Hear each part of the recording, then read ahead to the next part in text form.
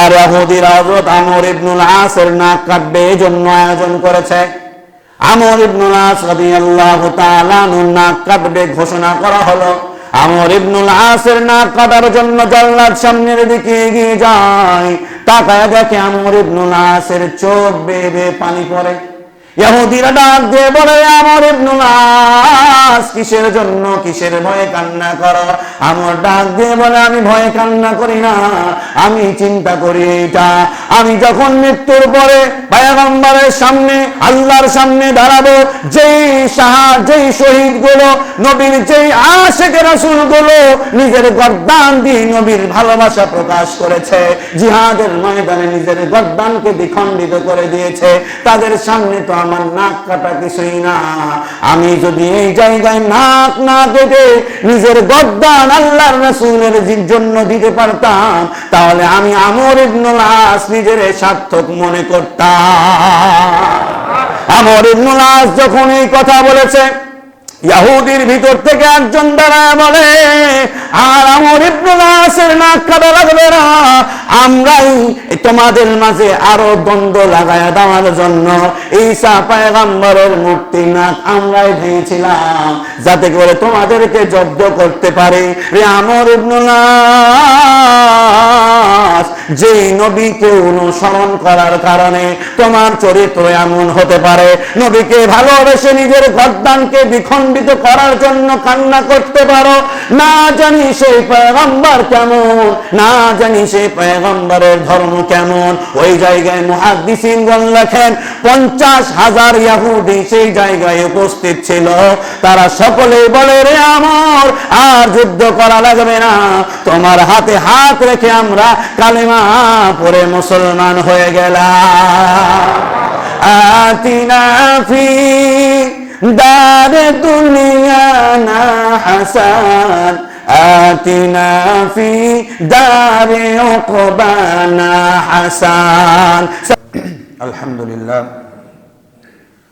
সমস্ত তারিফ ও প্রশংসা সেই মহান আল্লাহ রাব্বুল ইজ্জাতের দরবারে, যে আল্লাহ রাব্বুল আলামিন আমাকে আপনাকে ভালোবেসে তার অসংখ্য বান্দার মধ্য থেকে বাছাই করে জুমার দিন সর্বোত্তম স্থান জুমা মসজিদে নামাজের আগ মুহূর্তে কোরআন এবং হাদিস থেকে কিছু বলার এবং শোনার তৌফিক দান করলেন।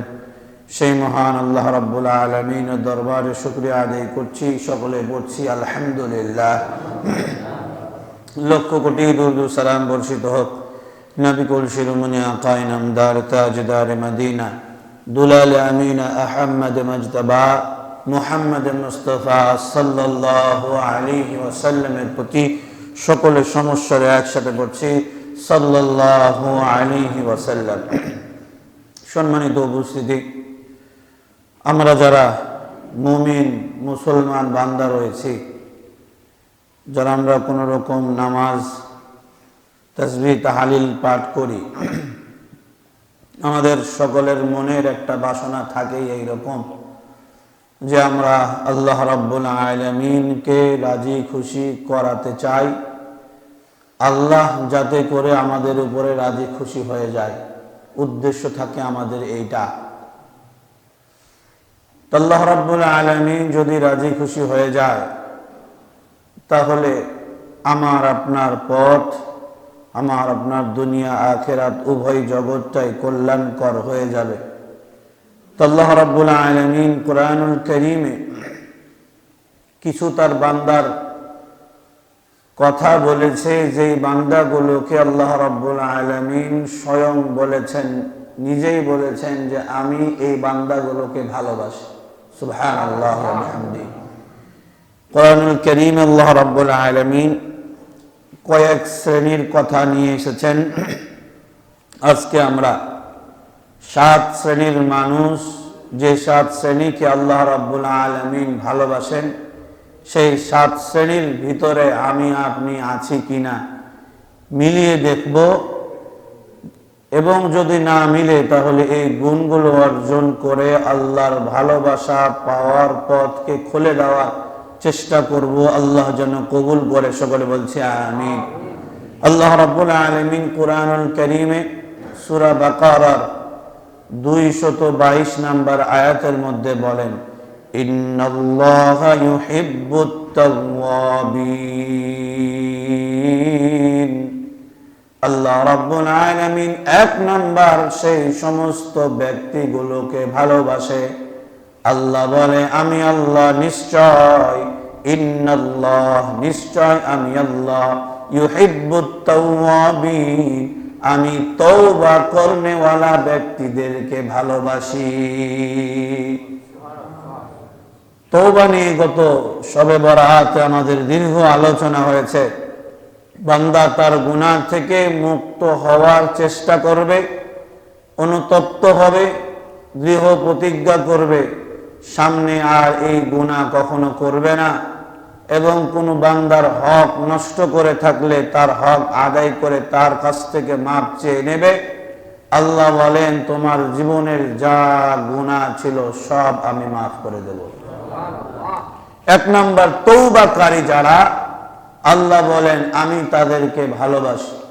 দ্বিতীয় নাম্বার, সূরা ইমরানের ৭৬ নম্বর আয়াতের মধ্যে আল্লাহ রাব্বুল আলামিন বলেন, ইন্নাল্লাহা ইউহিব্বুল মুত্তাকিন। আল্লাহ রাব্বুল আলামিন বলে যে আমি মুত্তাকি বান্দাদেরকে ভালোবাসি। মুত্তাকি কারা? যারা সর্বক্ষেত্রে ভয় করে আল্লাহ রাব্বুল আলামিনকে, যারা তাকওয়াওয়ালা, যারা আল্লাহ রাব্বুল আলামিনকে সর্বক্ষেত্রে ভয় করে, নিজের জীবনের প্রত্যেকটা কাজে ভয় রাখে আল্লাহর, প্রত্যেকটা কাজ যেন আল্লাহর রাজি খুশি অনুপাতে হয়, এই চিন্তা ভাবনা যে ব্যক্তিগুলো রাখে, আল্লাহ রাব্বুল আলামিন বলে আমি তাদেরকে ভালোবাসি। বলুন না সুবহানাল্লাহ। তবে আমাদের সমাজে কিছু মানুষ আছে এই রকম, যারা হয়তো 5 ওয়াক্ত নামাজ পড়তে পারে না, এমন কর্ম করে যে কর্মের কারণে সে তার জায়গা থেকে, তার ইমানের জায়গা থেকে নামাজ আদায় করতে পারে না, কিন্তু আল্লাহর ভয়ে সুদ ঘুষ হারাম থেকে দূরে থাকে। মুহাদ্দিসিনগণ বলেন এটা হচ্ছে একটা তাকওয়া মুত্তাকি বান্দা হওয়ার গুণাগুণ। বলুন আল্লাহু আকবার। এই দুনিয়া একদিন এমন হবে যে হালাল খাবার কারণে, হালালের দিকে থাকার কারণে, সঠিক পথে থাকার কারণে এই হালাল রিজিক তাকে একদিন আল্লাহওয়ালা বানায় দেবে। সুবহানাল্লাহ ওয়া বিহামদিহি। হালাল রিজিকের মধ্যে অনেক অনেক বরকত রয়েছে। অসংখ্য এরকম ঘটনা আছে যে বড় আল্লাহর ওয়ালিরা কোনদিন যদি কোনো হারাম খেয়েছে তাহলে তারা অসুস্থ হয়ে গিয়েছে। এই রকম নজির আছে যে হারাম খাওয়ার কারণে ইবাদতে মনোযোগিতা নষ্ট হয়ে গিয়েছে। এইরকমও ঘটনা আছে আল্লাহর ওয়ালিদের, যে এমন একজনের বাড়িতে খেয়েছে যার খাবার খেয়ে ইবাদত করার মনোযোগ বেড়ে গিয়েছে। খেয়াল করে যখন দেখে যে এই ব্যক্তির বাড়িতে হালাল খাবার খাওয়ার কারণে ইবাদতে মনোযোগ, ইবাদত করার উৎসাহটা বেড়ে গিয়েছে। কেন? হালাল রিজিকের বদৌলতে। বলুন না সুবহানাল্লাহ। তো মুত্তাকি বান্দা তারাও যারা আল্লাহর ভয়ে হারাম থেকে বেঁচে থাকে। আল্লাহ রাব্বুল আলামিন তেমন সম্পদ দেয় নাই, অসহায় গরিব, এই কারণে হয়তো 5 ওয়াক্ত নামাজের সময় বের করতে পারে না, তবে সারাদিন দৌড়ে বেড়ায় হালালের অন্বেষণে। চাইলে সে হারামকে বেছে নিতে পারত, কিন্তু আল্লাহর ভয়ে হারামকে বেছে নেয় নাই। আশা করা যায় এই হালাল তাকে একদিন আল্লাহ ওয়ালা বানায় দেবে। সম্মানিত উপস্থিতি, এরপর আল্লাহ রাব্বুল আলামিন এই মুত্তাকি বান্দাদের ব্যাপারে বলে, ইন্না আকরামাকুম ইনদাল্লাহি আতকাকুম। সূরা হুজুরাতের 13 নম্বর আয়াতের মধ্যে আল্লাহ রাব্বুল আলামিন বলেন, আল্লাহর কাছে বেশি মর্যাদাবান ব্যক্তি সেই যে নিজের ভিতরে আল্লাহর ভয়কে রাখে, যে আল্লাহকে বেশি ভয় করে। এটাই হচ্ছে মুত্তাকি বান্দা। আল্লাহ বলে, ইন্নাল্লাহা ইউহিব্বুল মুত্তাকিন, আমি মুত্তাকি বান্দাদেরকে ভালোবাসি। সম্মানিত উপস্থিতি, আরেকটি পয়েন্ট আছে 1 নম্বরে তওবাকারী যে বললাম, এই তওবাকারীর সাথে আল্লাহ রাব্বুল আলামিন আরেক শ্রেণীকে যুক্ত করেছে। আল্লাহ রাব্বুল আলামিন বলেন, ইন্নাল্লাহা ইউহিব্বুত তাওয়াবিন ওয়া ইউহিব্বুল মুতাতাহহিরিন। আল্লাহ রাব্বুল আলামিন বলেন, এক নাম্বার আমি তওবাকারীকে ভালোবাসি। এর পরের অংশে আল্লাহ রাব্বুল আলামিন বলে, যারা পবিত্রতা অর্জন করে, যারা পবিত্র থাকে, এদেরকেও আমি আল্লাহ ভালোবাসি। এই যে আমাদের অভ্যাস, অসংখ্য ভাই বোন এরকম আছে যারা অপবিত্র অবস্থায় বেশিক্ষণ সময় থাকে। তাদের মধ্যে এক শ্রেণী যারা প্রস্রাব করে পবিত্র হয় না। আল্লাহ রাসূল বলে, এই পবিত্র না হওয়ার কারণে এক শ্রেণীর কবরে আযাব হবে। বলুন না নাউযুবিল্লাহ। তো এই যে এক নম্বরের সাথে এটাও একটা, যে আল্লাহ রাব্বুল আলামিন তওবাকারীকে ভালোবাসে এবং যারা পবিত্রতা অর্জনকারী এদেরকেও আল্লাহ ভালোবাসে। সম্মানিত উপস্থিতি, এরপর আল্লাহ রাব্বুল আলামিন বলেন, যারা মুহসিন ইহসানকারী এদেরকে আমি আল্লাহ ভালোবাসি। সূরা বাকারার 195 নম্বর আয়াতের মধ্যে আল্লাহ রাব্বুল আলামিন বলেন, ইন্নাল্লাহা ইউহিব্বুল মুহসিনিন। আল্লাহ রাব্বুল আলামিন সূরা নাহলের 128 নম্বর আয়াতের মধ্যে বলেন, ইন্নাল্লাহা মা'আল্লাযীনা ইত্তাকাউ ওয়াল্লাযীনা হুম মুহসিনুন। আল্লাহ রাব্বুল আলামিন বলেন, নিশ্চয় আল্লাহ তাদেরই সাথী যারা তাকওয়া অবলম্বন করে এবং যারা ইহসান এর অধিকারী, যারা ইহসান অবলম্বন করে। আল্লাহ রাব্বুল আলামিন বলে, যারা মুহসিন এদের সাথী আমি আল্লাহ স্বয়ং হয়ে যাই। এখন মুহসিন ইহসানকারী কারা, এদের ব্যাপারে বুখারীর 50 নম্বর হাদিসের মধ্যে ব্যাখ্যা এসেছে। আল্লাহ রাসূল সাল্লাল্লাহু আলাইহি ওয়াসাল্লাম বলেন, ইহসান মুহসিন সেই ব্যক্তিকেই বলা হয়। আল্লাহ রাসূল সাল্লাল্লাহু আলাইহি ওয়াসাল্লাম বলেন, ইহসান এই শব্দটাকে বলা হয় যখন বান্দা আল্লাহর ইবাদত করে, ইবাদতের সময় সে আল্লাহরে দেখে, অথবা এতটুকু বিশ্বাস না করতে পারলেও সে বিশ্বাস করে আল্লাহ তারে দেখে। এই মনোভাব, এই চিন্তা যাদের থাকে, আল্লাহ তাদেরকেই মুহসিন বলেছে। নামাজে ইবাদতের ক্ষেত্রে সর্বদা এইরকম মনে করা যে আল্লাহ আমারে দেখে। এরপরে ইহসানের আরেকটি ব্যাখ্যা সুন্দর ব্যবহার। আল্লাহ রাব্বুল আলামিন কোরআনুল কারীমে বলেছেন যে তোমরা সুন্দরভাবে কথা বলো। আল্লাহ রাব্বুল আলামিন বলেন যে তোমরা সুন্দরভাবে কথা বলো, সুন্দর ব্যবহার, এটাও একটা ইহসানের শাখা। দিন দিন আমাদের ভিতর থেকে সুন্দর ব্যবহার, সুন্দরভাবে কথাবার্তা বলার মনোভাব আমাদের দূর হয়ে গেছে। সুন্দর আচরণ, সুন্দর ব্যবহার আমাদের সমাজে নাই। সুন্দরভাবে কারোর সাথে কথা বলা, সুন্দর আচরণ দেখানোর অভ্যাসটা আমাদের মাঝ থেকে বিলুপ্ত হয়ে যাচ্ছে। এর মাঝে একটি এরকম যে আগে আমরা শুনতাম, আগে আমাদেরকে পড়ানো হতো, এখনো পড়া হয় যে বড়দেরকে, ছোটদেরকে স্নেহ করা, বড়দেরকে সম্মান করা। কিন্তু বিষয় হচ্ছে যে লিখার মধ্যেও লিখা আছে এটা, যে ছোটদেরকে স্নেহ, এরপরে বড়দেরকে সম্মান। বড়রা ছোটদেরকে এখন স্নেহ করে না, যার কারণে ছোটরাও এখন বড়দেরকে সম্মান দেয় না। কথা বলে ঠিক কিনা? আগে আমরাই যেমন আমাদের মহল্লায় মুরব্বীদেরকে সালাম দিতাম, এখন দেখি যে মুরব্বীদেরকে আমরা সালাম দিতাম, যে মুরব্বীগুলো আমাদের সাথে কথা বলতো, এই মুরব্বীদেরকে সালাম দিলে এরা সালামের উত্তরও দেয় না। তাহলে কিভাবে কথা বলবো? আগে তো একদিক থেকে সাড়া পাওয়া লাগবে। আবার আগে দেখেছি আমরা যখন ছোট ছিলাম যে এলাকার দাদু নানু যারা ছিল আমাদেরকে নিয়ে গল্প গুজব, চকলেট দেওয়া, বা বাজার থেকে আসার সময় আমাদের মহল্লায় দেখেছি যে পকেটে করে চকলেট বেশি করে নিয়ে আসত, ছোটগুলোকে পেলে চকলেট দিত। এখন মুরব্বীদের মাঝে এই আচরণ নাই, শুধু অভিযোগ দিতে পারে ফান্নার ছেলে অমুক পথে ঘাটে মুরব্বীদেরকে সালাম দেয় না। কিন্তু আপনি সালাম পাওয়ার জন্য কি করেছেন নিজের একটু প্রশ্ন করেন তো। সম্মানিত উপস্থিতি, সুন্দর ব্যবহার। এরপরে ইহসানের আরেকটি ব্যাখ্যা হচ্ছে কর্মের ক্ষেত্রে সঠিক দায়িত্ব পালন করা। আপনার যে কর্ম আপনি করেন, অথবা যে দায়িত্ব আপনাকে দেয়া হয়েছে, যে দায়িত্বে আপনি আছেন, এই দায়িত্বটাকে সঠিকভাবে পালন করা মুহসিন বান্দাদের অন্তর্ভুক্ত। আপনি যে কর্ম করেন, কর্মের ক্ষেত্রে আপনার যে যতটুকু দায়িত্ব, এই দায়িত্বটুকু পালন করা।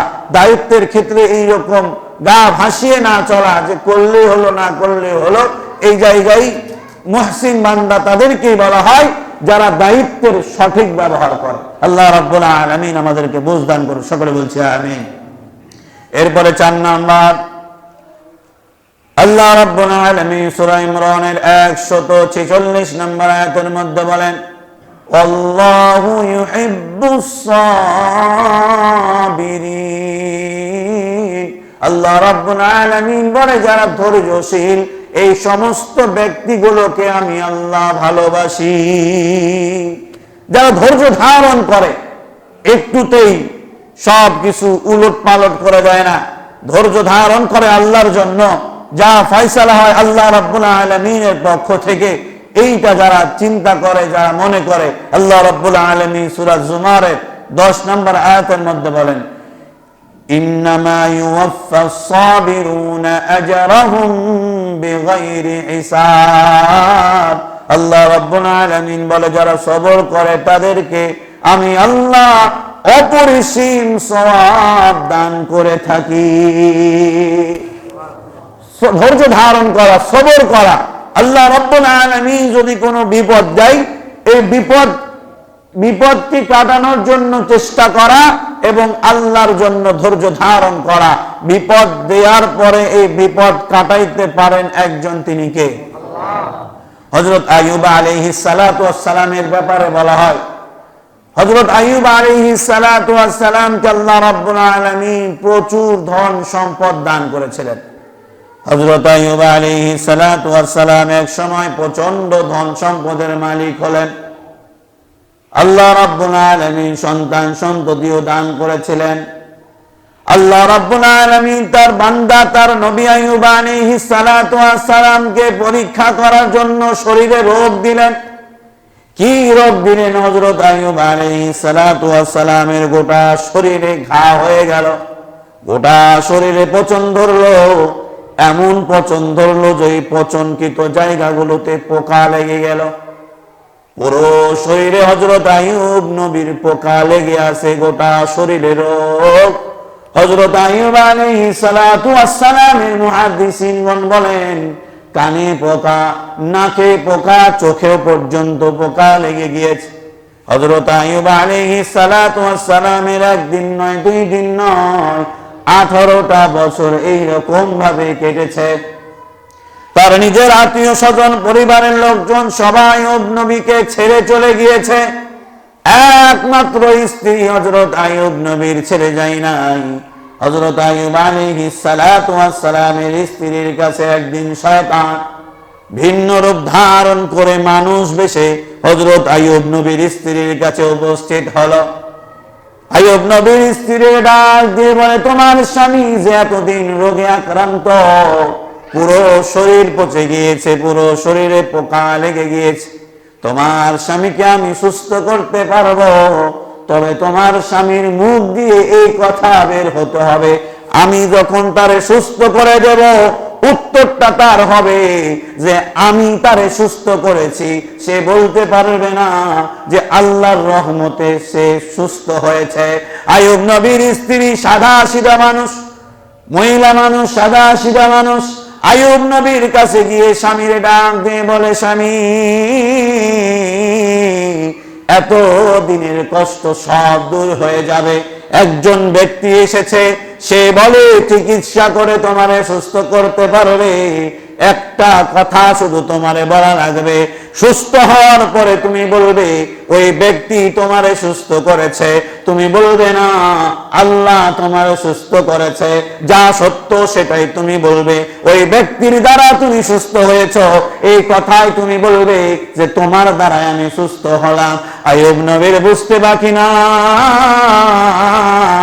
আইয়ুব নবী সঙ্গে সঙ্গে আল্লাহ রাব্বুল আলামিনের কাছে বলে, ওয়া আইয়ুবা ইয নাদা রাব্বাহু আন্নী মাসসানিয়াশ শাইতানু বিনুসবিন ওয়া আযাব। আল্লাহ রাব্বুল আলামিনের কাছে ডাক দিয়ে বলে, আল্লাহ, আমার স্ত্রী সাদা সিধা মানুষ বুঝতে পারে নাই, তবে আমি বুঝতে পেরেছি শয়তান আমাদেরকে ওয়াসওয়াসা দেয়। আল্লাহ রাব্বুল আলামিনের কাছে ডাক দিয়ে বলে, আল্লাহ, শয়তানের আযাব থেকে, শয়তানের কুমন্ত্রণা থেকে আমি এবং আমার স্ত্রী তুমি হেফাজত করো। এই ছিল তাদের তাকওয়া, এই ছিল তাদের ধৈর্য, যে সর্বক্ষেত্রে ভরসা, সর্বক্ষেত্রে প্রশংসা করতে হবে কার?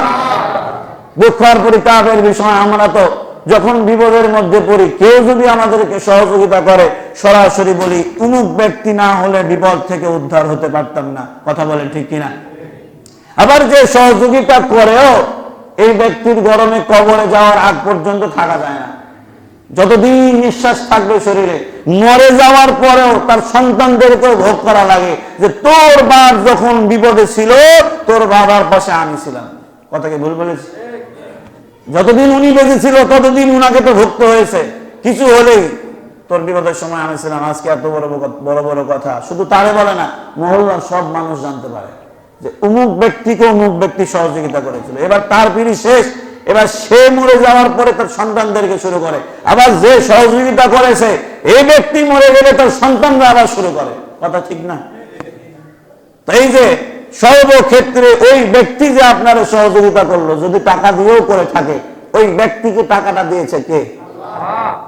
একদিন চিন্তা করছিলাম এইরকম, যে জঙ্গলের মধ্যে একটা, এখন তো ইন্টারনেটের যুগ, আর আমরা তো যুবক মানুষেরা সবসময় কোরআন নিয়ে পড়ে থাকি, কি বলেন, সবসময় মোবাইল। তো মোবাইলে দেখছিলাম যে জঙ্গলের ভিতরে এক পশুর শরীরে ফোড়া, তো এই ফোড়ার ভিতরে পোকা, তো এই পোকাটাকে আর এক পাখি এসে খাচ্ছে। মানে পুরোটা সিস্টেম অনুপাতে আছে যে একজনকে মরতে হচ্ছে, আর একজন রিজিক পাচ্ছে, দুনিয়া থেকে মানুষ চলে যাচ্ছে, এই শূন্য স্থান আর এক প্রজন্ম এসে পুরা করছে, সিস্টেম অনুপাতে দুনিয়া চলছেই। তো আমার যদি কোনো বিপদ হয়, জিবরাইল তো সরাসরি আসবে না, আসবে নাকি? আপনাদের কাছে আসে মনে হয়? মানুষের দ্বারাই আল্লাহ রাব্বুল আলামিন একজনের বিপদকে আর একজন থেকে কাটাবে। তো আপনি যে অমুক ব্যক্তির বিপদের সময় তার পাশে দাঁড়িয়েছেন, ওই সময়ে যদি আল্লাহ আপনারে ওই সম্পদ বা অর্থের মালিক না করত, আপনি কি পারতেন? ওই সময় যদি আল্লাহ আপনার বিপদ দিত, আপনিও পারতেন না। তো আল্লাহ আপনার দ্বারা একটা নেক কাজ করিয়ে নিয়েছে, এইটা তো শুকরিয়া আদায় করা, অহংকার করা তো শয়তানের কাজ। আল্লাহ রাব্বুল আলামিন এই বিষয়গুলো আমাদেরকে বুঝার তৌফিক দান করে। সকলে বলছে আমিন। আইয়ুব আলাইহিস সালাতু ওয়াস সালাম আল্লাহ রাব্বুল আলামিনের উপরে ভরসা রেখেছেন, কখনো শয়তানের পরামর্শ নাই, শয়তানের কাছে হাত বাড়ায় দেয় নাই, ভরসা রেখেছে আল্লাহ রাব্বুল আলামিনের উপরে। হযরত আইয়ুব আলাইহিস সালাতু ওয়াস সালাম আল্লাহর উপরে ভরসা রাখার কারণে 1 বছর নয়, 2 বছর নয়, 18 বছর চলে গিয়েছে। স্ত্রী তার পাশে একমাত্র থেকেছে। হযরত আইয়ুব আলাইহিস সালাতু ওয়াস সালাম একদিন তার প্রাকৃতিক প্রয়োজন নিবারণের জন্য দূরে গিয়েছে। হযরত আইয়ুব আলাইহিস সালাতু ওয়াস সালামের স্ত্রী দূরে দাঁড়ায় আছে, আড়ালে উনি আছেন। এমন সময় আল্লাহ রাব্বুল আলামিন আইয়ুব নবীরে জানায় দেয়, উরকুব বিরিজিলিক হাদা মুগতাসালুম বারিদুন ওয়া শারাব। আইয়ুব নবীকে আল্লাহ রাব্বুল আলামিন ডাক দিয়ে বলে, নবী, পা দিয়ে আপনি আঘাত করেন। পা দিয়ে যখন মাটিতে আঘাত করেছে, ঝর্ণা বের হয়েছে। আল্লাহ রাব্বুল আলামিন আইয়ুব আলাইহিস সালাতু ওয়াস সালামকে ডাক দিয়ে বলে, নবী গো, এই পানি আপনি পান করবেন এবং আপনার শরীরকে ধৌত করবেন। আইয়ুব নবী এই পানি পান করেছে, শরীর ধৌত করার পরে প্রয়োজন পুরা করে সেই আইয়ুব নবী যখন এগিয়ে আসে, আইয়ুব নবীর স্ত্রী আইয়ুব নবীর ডাক দিয়ে বলে, আপনার কাছে আমার প্রশ্ন, আমার স্বামী ওই দিকে তার প্রয়োজন পুরা করার জন্য গিয়েছিল, আমার স্বামীকে কি আপনি দেখেছেন? বলেন আল্লাহু আকবার। কেন এই প্রশ্ন? হযরত আইয়ুব আলাইহিস সালাতু ওয়াস সালাম পানি দিয়ে গোসল করার কারণে আল্লাহ রাব্বুল আলামিন তার এমন ভাবে সুস্থ করেছে যে হযরত আইয়ুব আলাইহিস সালাতু ওয়াস সালাম 18 বছর আগে যে রকম শরীর ছিল এর চাইতেও সুন্দর আর সুঠাম দেহের অধিকারী আল্লাহ বানিয়ে দিয়েছে। হযরত আইয়ুব আলাইহিস সালাতু ওয়াস সালামের স্ত্রী ডাক দিয়ে বলে, আমার স্বামী ওই দূরে ছিল, আপনি ওই দিক থেকে আসছেন, আপনারে প্রশ্ন করার কারণ 18 বছর আগে আমার স্বামী আপনার মতোই কিছুটা ছিল। হযরত আইয়ুব তার স্ত্রী ডাক দিয়ে বলে, ওগো আমার স্ত্রী, তুমি যারে মনে করতেছো আইয়ুব নবীর মতো, সে আইয়ুব নবীর মতো না, সে স্বয়ং আইয়ুব নবী। সম্মানিত উপস্থিতি, তো ধৈর্য ধারণ করলে ধৈর্যের পরে যে ফলাফল আসবে, এই ফলাফল কার পক্ষ থেকে?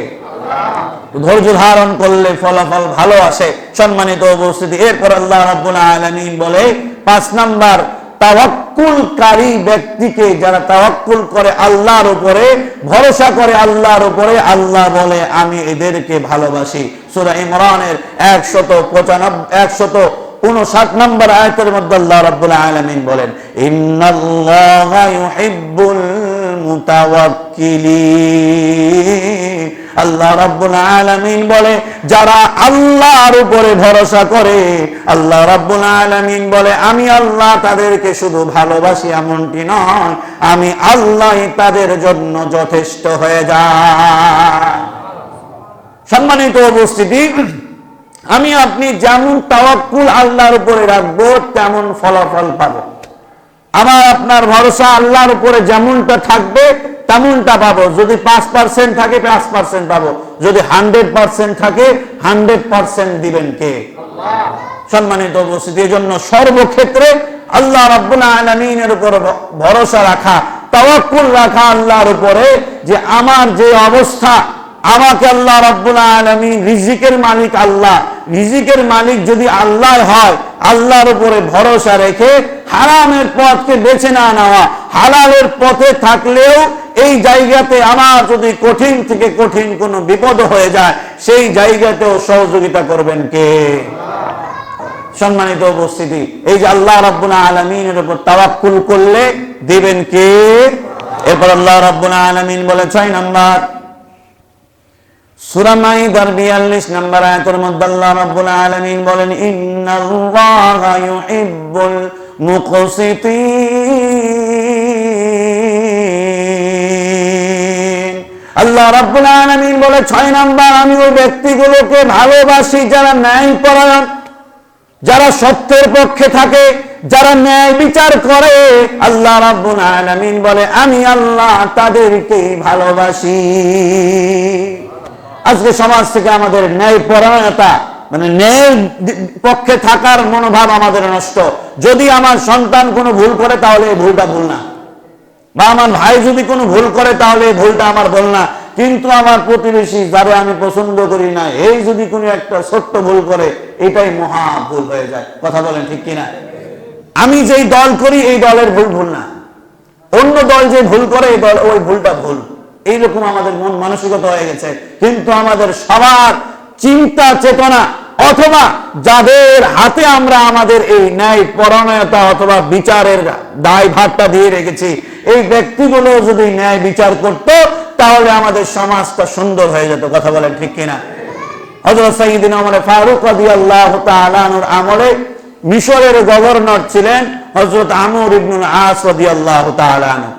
আমর ইবনুল আস রাদিয়াল্লাহু তাআলা আনহুর এই মিশরে এক সময় প্রতিযোগিতা হতো, এলাকার যুবকদেরকে বিনোদন দেওয়ার জন্য প্রতিযোগিতা হতো, যে ঘোড়া দৌড় প্রতিযোগিতা। আমাদের সমাজে হয় বিনোদন দেওয়ার জন্য, এটা ঠিক না, রাগ করলেন নাকি?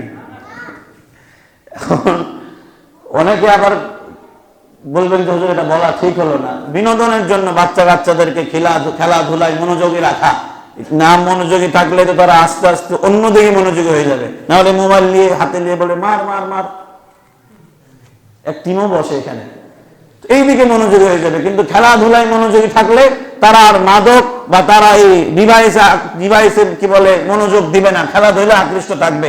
এরকম খেলাধুলা আয়োজন আগেও হতো, এখনো করা, তবে শেষে আবার হালাল জিনিসটাকে হারাম না করে দেওয়া, সুন্দরভাবে শেষ করা। আল্লাহ রাব্বুল আলামিন বুঝদান করে সকলে বলছে আমিন। হযরত সাইয়্যিদিনা আমর ইবনুল আস রাদিয়াল্লাহু তাআলা আনহু মিশরে খেলাধুলার আয়োজন হয়েছে। হযরত আমর ইবনুল আস রাদিয়াল্লাহু তাআলা আনহুর সন্তান দৌড় প্রতিযোগিতায়, ঘোড়া দৌড় প্রতিযোগিতায় অংশগ্রহণ করেছে। আমর ইবনুল আস রাদিয়াল্লাহু তাআলা আনহুর সন্তান দৌড় প্রতিযোগিতায় দ্বিতীয় স্থান পেয়েছে। এবার মিশরের একজন সাদা সিধা ছেলে ওই প্রতিযোগিতায় প্রথম স্থান অধিকার করেছে। আমর ইবনুল আস রাদিয়াল্লাহু তাআলা আনহু আমর ইবনুল আসের সন্তান রেগে গিয়ে ওই মিশরের সাদা সিধা ছেলের গায়ে চাবুকের আঘাত করেছে। এবার ওই সাদা সিধা যুবক চিন্তা করেছে, আমর ইবনুল আসের সন্তান আমারে চাবুক দিয়ে আঘাত করেছে, এই বিচার যদি আমর ইবনুল আসকে দেই তাহলে আমর ইবনুল আসের বিচার করবে না, কারণ তার সন্তান। উনি চিন্তা করলেন সঠিক বিচার পেতে হলে মদিনায় গিয়ে পয়গম্বরের সাহাবী হযরত সাইয়্যিদিনা ওমর ফারুক রাদিয়াল্লাহু তাআলা আনহুর কাছে দেয়া লাগবে। হযরত সাইয়্যিদিনা ওমর ফারুক রাদিয়াল্লাহু তাআলা আনহুর কাছে বিচার এসেছে। হযরত পয়গম্বর আমর ইবনুল আসের সন্তানকে শুধু ঢাকায় পাঠায় নাই, হযরত ওমর ফারুক চিঠি দুইটা পাঠিয়েছে। আমর ইবনুল আসের সন্তানকেও ডেকেছে এবং মিশরের গভর্নর আমর ইবনুল আসের কাছে চিঠি পাঠায় এটা বলে দিয়েছে, রে আমর, আপনি মিশর থেকে মদিনায় আসবেন গভর্নরের বেশে নয়, আপনি মিশর থেকে আসবেন আপনি দোষী এই মনোভাব নিয়ে। আপনি কোনো প্রোটোকল নিয়ে আসবেন না, আপনি সাদা সিধা, আপনি একজন দোষী, আপনার বিচার হবে এই দেশে সাদা সিধা হবে। আপনি আর আপনার সন্তান মদিনায় আসবেন, বিচার হওয়ার পরে ফয়সালা হবে যে আপনি আসলে সঠিক নাকি বেঠিক। এরপরে আপনি শান শৌকত নিয়ে যাবেন, তবে আপনার মিশর থেকে আসতে হবে সাদা সিধা পোশাক নিয়ে। হযরত সাইয়্যিদিনা ওমর ফারুক রাদিয়াল্লাহু তাআলা আনহুর চিঠি পেয়ে হযরত আমর ইবনুল আস রাদিয়াল্লাহু তাআলা আনহু তার সন্তান এসেছে। মদিনায় এসে দেখে আমর ইবনুল আসের সন্তান তাকায় দেখে যারে চাবুকের আঘাত মেরেছিল ওমর ফারুকের পাশে বসা। এবার বিচারের কার্যক্রম শুরু হবে। হযরত সাইয়্যিদিনা ওমর ফারুক রাদিয়াল্লাহু তাআলা আনহু ফয়সালা করলেন, হে যুবক, আমর ইবনুল আসের সন্তান তোমারে যেই কয়টা চাবুকের আঘাত মেরেছে, যে কয়টা চাবুক দিয়ে মেরেছে, এই কয়টা তুমি চাবুকের আঘাত তার পিঠে মারবে। তবে তার আগে জানতে চাই, রে আমর ইবনুল আস, আপনার সন্তান ওই সাধারণ মানুষকে, সাধারণ যুবককে যে চাবুকের আঘাত দিয়েছে আপনি জানেন কিনা? আমর ইবনুল আস বলে, হে আমিরুল মুসলিমিন, হে ওমর, এই বিষয়ে আমার জানা নাই যে আমার সন্তান এই রকম ভাবে জুলুম করেছে। আমি জানলেই নিজে এর বিচার করতাম। সাইয়্যিদিনা ওমর ফারুক যুবককে বললেন, তুমি এবার আমর ইবনুল আসের সন্তানকে চাবুকের আঘাত দাও। আমর ইবনুল আস যুবককে ডাক দিয়ে বলেন, যুবক, আমার কারণে আমি মিশরের গভর্নর, এইটা চিন্তা করে আমার সন্তান, তার মনের মধ্যে অহংকার এসেছে, তেজ এসেছে, তার ভিতরে জেদ এসেছে, সাহস এসেছে, এই জন্য তোমার শরীরে প্রহার করার সাহস পেয়েছে। হে যুবক, আমার সন্তানকে নয়, তুমি ওই চাবুকের আঘাত আমি আমর ইবনুল আসের পিঠে দিয়ে দাও। এবারে যুবক যখন আমর ইবনুল আসকে প্রহার করার জন্য সামনে এগিয়ে আসে, হযরত আমিরুল মুসলিমিন ওমর ফারুক ডাক দিয়ে বলেন, যুবক, তুমি কি জানো কারে মারার জন্য তুমি যাও? এই আমর ইবনুল আস এমন একজন ব্যক্তি যে সিরিয়া দখল করার জন্য মুসলমানদের সৈন্য নিয়ে যখন সিরিয়ায় গিয়েছিল, ওই সিরিয়ায় যাওয়ার পরে এমন একটা ঘটনা ঘটেছিল, সিরিয়ার ইহুদিরা তারা একটা মূর্তি বানায় রেখেছিল, যেই মূর্তিটাকে তারা ঈসা পয়গম্বর মনে করত। তারা যখন সিরিয়ায় ঢুকে গিয়েছে, রাত্রিবেলা সিরিয়ায় অবস্থান করছে, কে বা কারা ওই যে ইহুদিরা ঈসা নবী যারা মনে করত তার নাকটা কে যেন ভেঙে দিয়েছে। এবার ইহুদিরা বলে, যুদ্ধ পরে হবে, তবে আগে তোমাদের পয়গম্বরের কাছে আমরা চিঠি পাঠাবো। আমাদের নবী, আমরা যারে নবী মনে করি, যে মূর্তিটারে আমরা দাঁড় করিয়ে রেখেছি, এর নাক কে ভেঙেছে এর বিচার করব, এরপরে আমরা যুদ্ধ করব। এবার হযরত আমর ইবনুল আস রাদিয়াল্লাহু তাআলা আনহু বললেন, যে তোমরা এর বিচার পয়গম্বরের কাছে কি দিবা, আমি বিচার করব। তারা বলল তোমার বিচার মানি না, তবে যদি তোমরা বিচার করতে চাও এর বিচার হচ্ছে এটাই যে তোমরা ঈসা নবীর মূর্তির নাক ভেঙেছো, আমরা মুহাম্মদুর রাসূলুল্লাহ সাল্লাল্লাহু আলাইহি ওয়াসাল্লামের মূর্তি বানায়া তার নাক ভাঙবো, এটাই তাহলে বিচারের ফয়সালা হবে। হযরত আমর ইবনুল আস রাদিয়াল্লাহু তাআলা আনহু বললেন, জীবন দিয়ে দেব, এই জায়গায় শাহাদাত বরণ করব, তবু আমার পয়গম্বরের মূর্তি বানাবা এটা মেনে নেব না। আমর ইবনুল আস বললেন, মূর্তির নাক ভেঙে নয়, মূর্তির নাক কেটে বিচারের সমাধান করা লাগবে না। আমি আমর ইবনুল আস, এই দলের সেনাপতি, মূর্তির নাক কাটা লাগবে না, তোমরা আমি জীবিত আমর ইবনুল আসের নাক কেটে নিয়ে যাও। এবার ইহুদিরা হযরত আমর ইবনুল আসের নাক কাটবে এজন্য আয়োজন করেছে। আমর ইবনুল আস রাদিয়াল্লাহু তাআলা আনহু নাক কাটবে ঘোষণা করা হলো। আমর ইবনুল আসের নাক কাটার জন্য জান্নাত সামনের দিকে এগিয়ে যায়, তাকায় দেখে আমর ইবনুল আসের চোখ বেয়ে বেয়ে পানি পড়ে। ইহুদিরা ডাক দিয়ে বলে, আমর ইবনুল আস কিসের জন্য, কিসের ভয়ে কান্না করো? আমর ডাক দিয়ে বলে, আমি ভয়ে কান্না করি না, আমি চিন্তা করি এটা, আমি যখন মৃত্যুর পরে পয়গম্বরের সামনে, আল্লাহর সামনে দাঁড়াবো, যেই শহীদ গুলো, নবীর যেই আশিক রাসূল গুলো নিজের গর্দান দিয়ে নবীর ভালোবাসা প্রকাশ করেছে, জিহাদের ময়দানে নিজের গর্দানকে দ্বিখণ্ডিত করে দিয়েছে, তাদের সামনে তো আমার নাক কাটা কিছুই না। আমি যদি এই জায়গায় নাক না কেটে নিজের গর্দান আল্লাহর রাসূলের জন্য দিতে পারতাম, তাহলে আমি আমর ইবনুল আস নিজের সার্থক মনে করতাম। আমর ইবনুল আস যখন এই কথা বলেছে, ইহুদির ভিতর থেকে একজন দাঁড়ায় বলে, আর আমর ইবনুল আসের নাক কাটা লাগবে না, আমরাই তোমাদের মাঝে আরো দ্বন্দ্ব লাগায়া দেওয়ার জন্য ঈসা পয়গম্বরের মূর্তির নাক আমরাই ভেঙেছিলাম, যাতে করে তোমাদেরকে জব্দ করতে পারে। আমর ইবনুল আস, যেই নবীকে অনুসরণ করার কারণে তোমার চরিত্র এমন হতে পারে, নবীকে ভালোবেসে নিজের গর্দানকে দ্বিখণ্ডিত করার জন্য কান্না করতে পারো, না জানি সেই পয়গম্বর কেমন, না জানি সেই পয়গম্বরের ধর্ম কেমন। ওই জায়গায় মুহাদ্দিসিনগণ লেখেন 50,000 ইহুদি সেই জায়গায় উপস্থিত ছিল, তারা সকলেই বলে, রে আমর আর যুদ্ধ করা লাগবে না, তোমার হাতে হাত রেখে আমরা কালেমা পড়ে মুসলমান হয়ে গেলাম। আতিনা ফি দার দুনিয়া না হাসান, আতিনা ফি দারে উকবানা হাসান। সাইয়েদনা ওমর ফারুক যুবককে ডাক দিয়ে বলে, যুবক তুমি আমরের পিঠে কি বেতের আঘাত করবে, চাবুকের আঘাত করবে? যুবককে হযরত ওমর ফারুক ডাক দিয়ে বলে, যুবক আমর ইবনুল আসের পিঠে আঘাত করা লাগবে না, আমি খলিফাতুল মুসলিমিন তোমার সামনে পিঠ পেতে দিলাম, তুমি আমার পিঠে আঘাত করো, তাহলে আমি এই বিচারের ফয়সালা করে দেব। যুবক সঙ্গে সঙ্গে বলে, হে আমিরুল মুসলিমিন, আর আমার বিচার চাই না। যেই বাবা তার সন্তানের দায়ভার নিজের কাঁধে নিতে চায়, সেই বাবা কখনো নিজের সন্তানকে ভুল পথে পরিচালিত করতে পারে না। আমি আপনাদের এই অবস্থা দেখে আমি যুবককে মাফ করে দিলাম। এই হচ্ছে ন্যায় বিচারের একটা প্রেক্ষাপট। সবাই যদি ন্যায়ের পক্ষে থাকতো, বাবা তার সন্তান যদি ভুল করে সন্তানের পক্ষ না নিয়ে ন্যায়ের পক্ষে যদি নিত, আমাদের সমাজে আর কেউ কোনো অন্যায় করার সাহস পেত না। কথা বলেন ঠিক কিনা? সম্মানিত উপস্থিতি, এরপরে 7 নাম্বার, আল্লাহ রাব্বুল আলামিন যারা আল্লাহর পথে ঐক্যবদ্ধ তাদেরকে ভালোবাসে। আল্লাহ রাব্বুল আলামিন সূরা সাফফাতের 4 নম্বর আয়াতের মধ্যে বলেন, ইন্নাল্লাহা ইউহিব্বুল্লাযীনা ইউকাতিলুনা ফী সাবিলিহি সাফফা।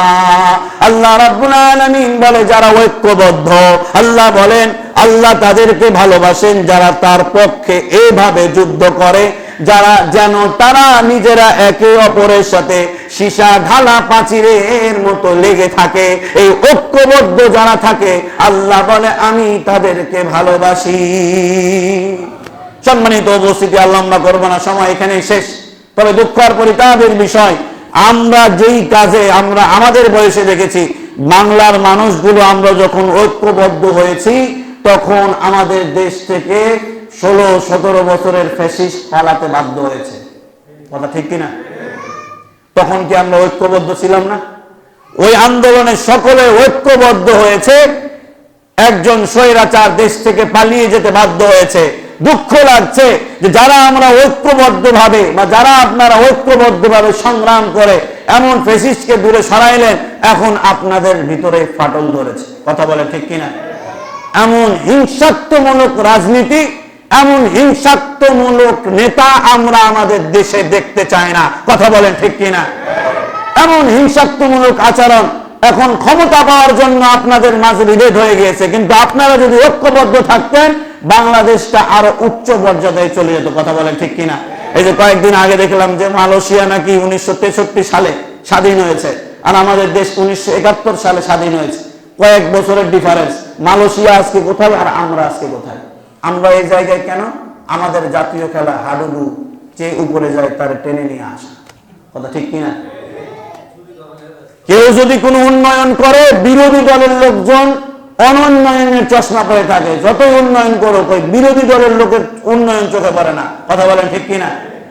এইরকম আমাদের মনোভাব হয়ে গিয়েছে। এই আলহামদুলিল্লাহ আমাদের রাজশাহীতে আলহামদুলিল্লাহ সুম্মা আলহামদুলিল্লাহ অনেক ভালো যে আমাদের মিনু সাহেব আর আমাদের জাহাঙ্গীর সাহেবের এই পর্যন্ত কামড়া কামড়ি আমরা দেখিনি। কথা বলেন ঠিক কিনা?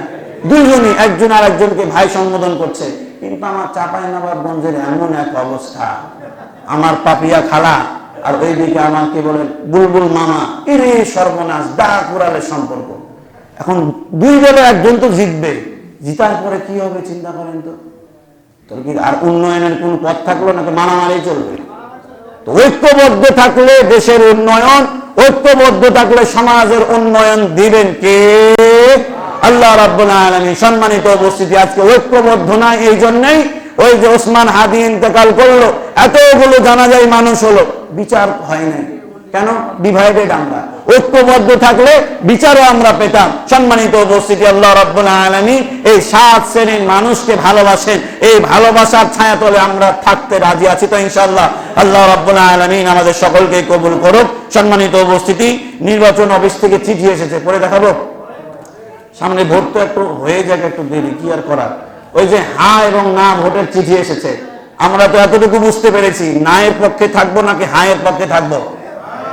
হ্যাঁ এর পক্ষে থাকলে একদিন চিঠি আমাদের পড়া হয়েছিল, হ্যাঁ এর পক্ষে থাকলে যেই দলই ক্ষমতায় আসুক উচ্চ কক্ষ থাকবে একটা, 100 জন সদস্য বিশিষ্ট। নির্বাচন হওয়ার পরে, সরকার গঠন হওয়ার পরে এই সরকার যাই করুক ওই উচ্চ কক্ষ থেকে অনুমোদন নিয়ে আসা লাগবে, এমনটাই তো নাকি? উচ্চ কক্ষ থেকে অনুমোদন নিয়ে আসা লাগবে। উচ্চ কক্ষে 100 জন থাকবে, বিরোধী দলের লোকও থাকবে। তার মানে 100 জন যে উচ্চ কক্ষ গঠন হবে, এই গঠন হওয়ার পরে যে সরকার হবে, সরকারের লাগাম আর একজনের হাতে থাকলে সরকার কি আর কোনো ভুল কিছু করতে পারবে? তো এই যে এটা একটা। এরপরে সরকার দল ইচ্ছা মতো সংবিধান সংশোধন করতে পারবে না। এটা আমরা চাই কি চাই না? ক্ষমতা পাওয়ার পরে আপনি উঠিয়ে দিলেন যে তত্ত্বাবধায়ক সরকার লাগবে না, এটা আর হবে না। এটা কিসে? হায়ে ভোট দিলে। এরপরে সংবিধানের গুরুত্বপূর্ণ পরিবর্তনের ক্ষেত্রে গণভোটের বিধান চালু হবে। মানে সংবিধান যদি পরিবর্তন করতে হয় তাহলে আবার গণভোট হবে, হ্যাঁ এবং না এর ভোট হবে। এটা আমরা চাই কি চাই না? সংবিধান আমাদের দেশের সংবিধান কারো বাপ দাদার না, আমাদের দেশের সংবিধান আমাদের সবার। কথা বলেন ঠিক কিনা? তুমি ক্ষমতায় যাবা, এখন তুমি গিয়ে পরিবর্তন করবা, এটা আমরা জনগণ হতে দেব না। কথা বলেন ঠিক কিনা? এরপরে বিরোধী দল থেকে ডেপুটি স্পিকার এবং গুরুত্বপূর্ণ সংসদীয় কমিটি সমূহের সভাপতি নির্বাচিত হবেন। যত মেয়াদ হোক, কেউ সর্বোচ্চ 10 বছরের বেশি প্রধানমন্ত্রী থাকতে পারবে না।